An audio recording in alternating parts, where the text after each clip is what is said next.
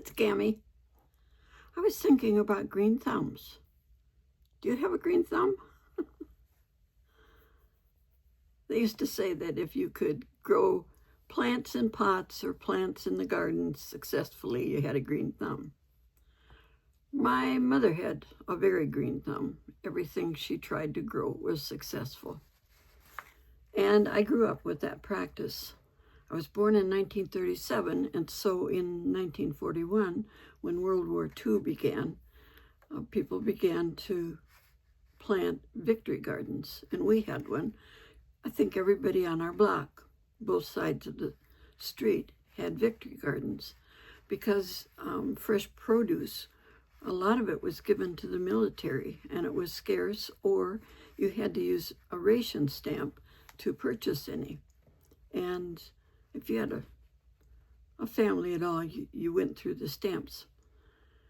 So we always had a victory garden for those years. And then eventually we moved to the country, and we had a few acres. And so my mother had a larger garden, always very successful garden. One year, my father was laid off for the summer from his job, and we lived possibly a block up from the lake, and he would spend a lot of his time fishing, and he'd bring home little sunfish and crappies. And he had learned from the Native Americans that when you're planting corn, you throw 3 corn seeds in the hole and a part of a fish, the head of the fish, the tail, whatever, and cover it up, make a little hill, and it makes your corn grow higher and more successful. So that was what he did, and he had great corn. Their whole garden was great.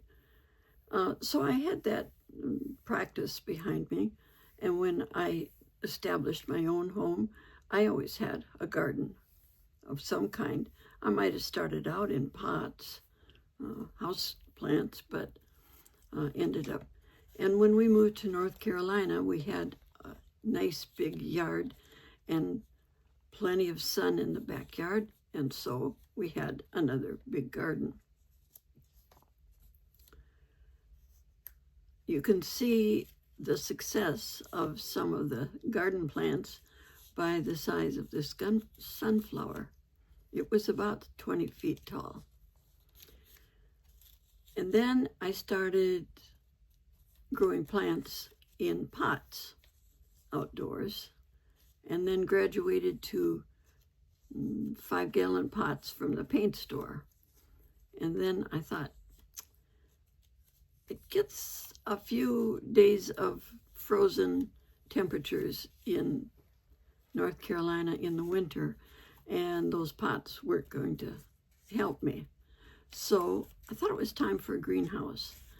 And my daughter that I live with has quite a building thumb. She's like Tim the Tool Man, and she can build about anything. And I asked her, and she said, oh, sure, we can do that.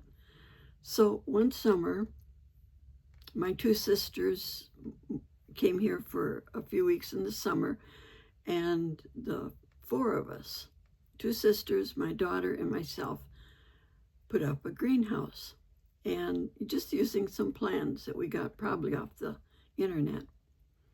And it was successful, and I was able to maintain my potted plants all through the winter. And we used that for, I don't remember, a few years. And